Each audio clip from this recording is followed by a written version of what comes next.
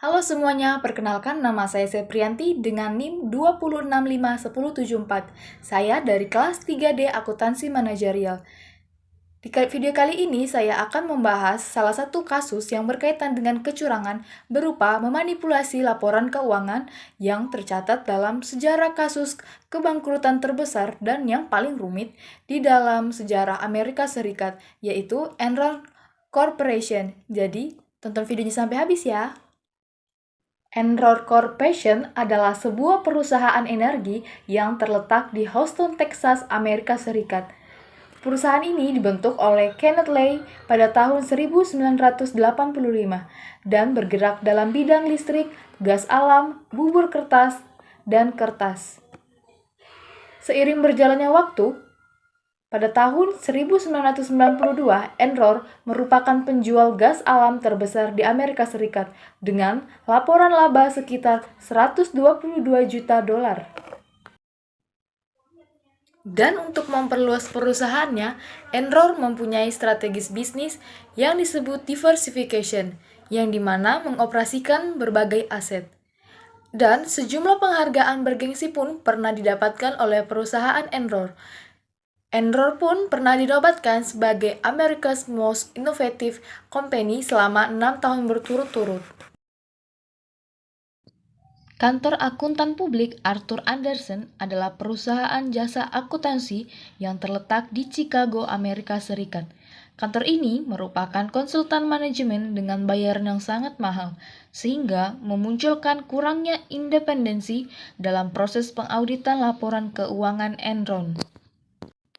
Ternyata, selama proses pengauditan, perusahaan Enron mempunyai utang yang cukup besar, yaitu sekitar 75% dari pasar saham. Untuk mengatasi utang tersebut, Kenneth Lay berkonsultasi dengan Jeffrey Skilling yang merupakan kepala keuangan dari perusahaan Enron. Akan tetapi, perusahaan Enron memiliki ide yang sangat inovatif dengan memediasi antara penjual, pembeli, dan investor, dengan menjadikan gas sebagai objek jual beli dan kemudian perlahan-lahan Enron mulai bangkit untuk melunasi hutang-hutangnya. Kemudian di tahun 1990, Jeffrey Skilling merekrut Andy Fastow yang merupakan ahli keuangan untuk membantu memperbaiki keuangan dari perusahaan Enron. Namun, dengan jumlah hutang yang besar, memungkinkan untuk pembeli, penjual, maupun investor menjadi ragu untuk bekerja sama. Dan akhirnya, Enron berusaha mencari dana pinjaman tanpa melaporkannya ke dalam laporan keuangan. Dan Andy Fastow mengatur kegiatan tersebut dan mengajak bekerja sama bersama dengan KAP Arthur Andersen untuk memanipulasi laporan keuangan. Setelah melakukan kecurangan di tahun 2000-an, Enron mengumumkan bahwa memperoleh pendapatan bersih setelah pajak sebesar 1,01 miliar dolar. Hal ini terjadi karena peminjaman dana tidak dilaporkan kepada para pemegang saham, sehingga mereka percaya bahwa nilai pendapatan laba yang dihasilkan akan lebih tinggi dari setiap tahunnya.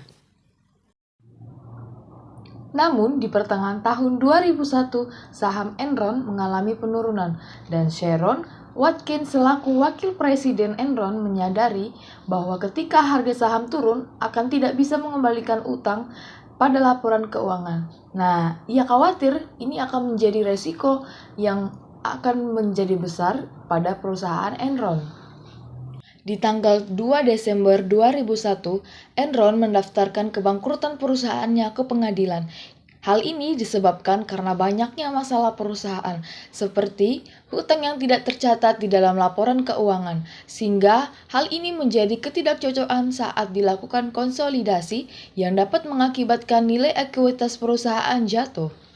Dan perusahaan Enron juga dianggap melakukan manipulasi angka-angka terhadap laporan keuangan, supaya dapat menarik para investor untuk menambahkan sahamnya. Artinya, manajemen Enron pun dianggap juga telah melakukan markup atau meningkatkan laba dan menyembunyikan hutang-hutangnya. Tidak hanya sampai di situ, Enron dan KAP Arthur Andersen dituduh telah menghancurkan dokumen yang berkaitan dengan investigasi. Dan setelah melakukan beberapa proses, pada tanggal 15 Juni 2002, Juri federal menyatakan bahwa KAP telah bersalah dan dilakukan pencabutan izin atas akuntan publik oleh Otoritas Keuangan Amerika Serikat. Nah, kita sampai di penghujung nih. Setelah kalian menyimak video saya tentang kasus kecurangan yang dilakukan oleh perusahaan Enron, kita dapat mengambil pelajaran, yaitu ketika kita menjadi seorang investor, kita harus lebih teliti terhadap kenaikan laba yang lebih tinggi. Nah, kita harus juga tahu dari mana sebenarnya dan bagaimana asal-usulnya. Dan poin penting yang harus kita pelajari dari perusahaan Enron ini, kita harus selalu meningkatkan atau menegakkan kejujuran, amanah, serta tanggung jawab. Karena hal-hal tersebutlah yang akan menjadi modal bagi diri kita sendiri. Sekian penjelasan saya tentang kecurangan yang dilakukan oleh perusahaan Enron. Apabila ada kesalahan kata-kata dalam penyampaian materi saya mohon maaf dan sampai jumpa.